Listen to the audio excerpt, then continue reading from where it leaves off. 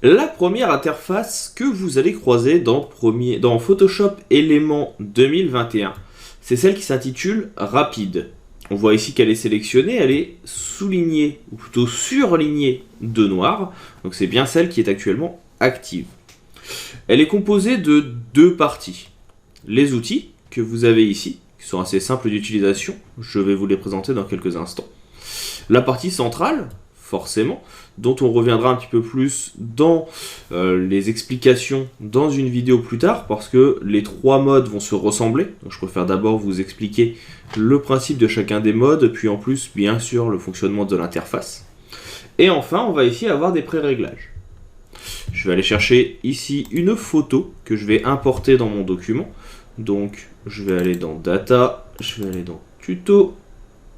Voilà, et je vous ai fait un petit dossier avec les photos qu'on va utiliser dans ce cours. Vous pouvez les retrouver bien sûr au téléchargement. On va ici pouvoir venir importer une première photo. Je fais juste un glisser-déposer, ma photo est alors importée. Vous la retrouvez en bas avec les différentes photos. Vous avez ici la possibilité d'afficher tous les documents ouverts, ou bien ici afficher les éléments sélectionnés dans l'organiseur si vous utilisez l'organiseur de Photoshop Element. Bien sûr, comme dans tout le logiciel, dans quel que soit le mode, vous pouvez ouvrir plusieurs photos. Et elles apparaîtront donc chacune ici dans votre chutier. On va appeler ça comme ça.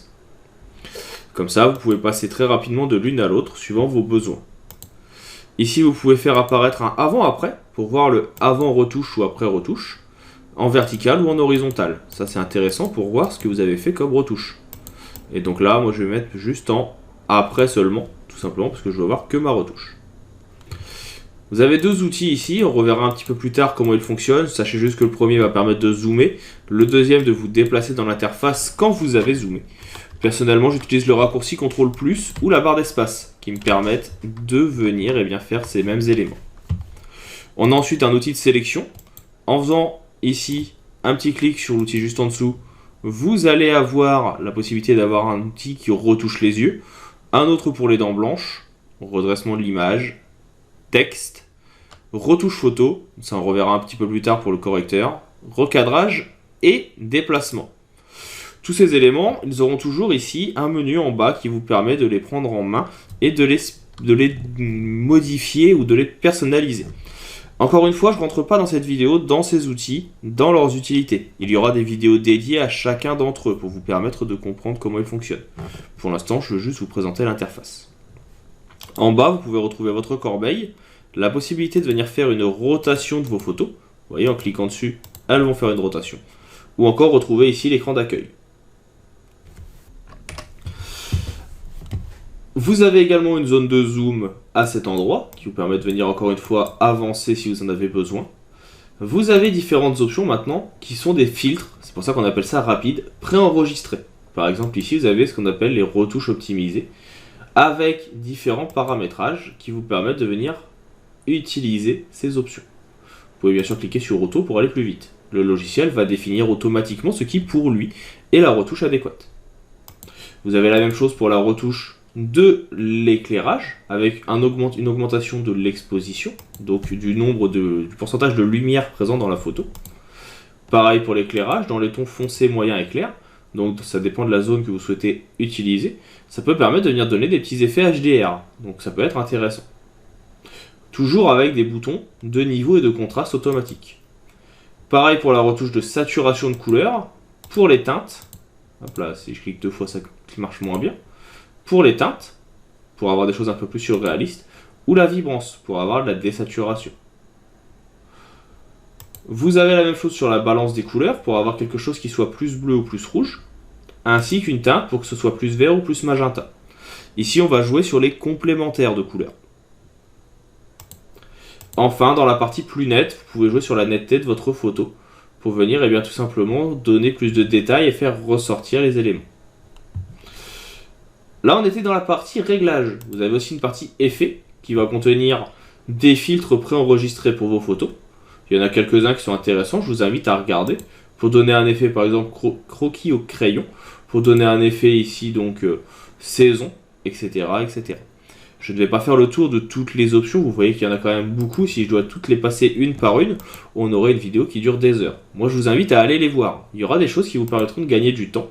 C'est un petit peu le principe de Photoshop Éléments, c'est de ne pas avoir à beaucoup travailler sur le logiciel. Il va énormément vous aider avec l'algorithme Adobe Sensei pour vous permettre de gagner du temps et de faire des retouches qualitatives très vite. Vous avez la possibilité ensuite de venir apporter des textures. Ça, c'est pas quelque chose que personnellement j'utilise beaucoup parce que je trouve pas ça très beau, mais je sais qu'il y a des gens qui aiment beaucoup cet ajout de texture sur les compositions. Quand vous avez mis une texture et que vous souhaitez l'annuler, vous avez ici un bouton qui s'appelle rétablir l'image. Ça vous permet de revenir à la base. Et enfin, vous avez un dernier mode ici qui est cadre, qui permet d'ajouter, comme son nom l'indique, un cadre à votre photo. Ça peut prendre un petit peu de temps à charger parce que le logiciel doit aller chercher la photo ailleurs, mais automatiquement vous voyez que c'est mis en place. Et bien sûr, ces éléments, vous pouvez venir les modifier. Alors là, j'ai pris un cadre un peu plus petit, un cadre noir. Si vous regardez bien, il y a ce qu'on appelle ici, alors je vais reprendre l'autre qui était un peu plus grand, on va le laisser charger de quelques instants.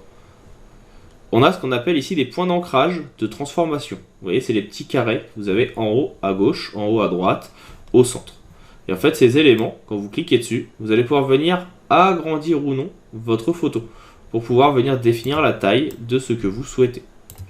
Quand c'est défini, là vous pouvez venir zoomer ou non, vous cliquez sur valider et ça valide votre photo. Si vous venez ici maintenant changer de cadre, il faudra bien sûr réadapter le tout.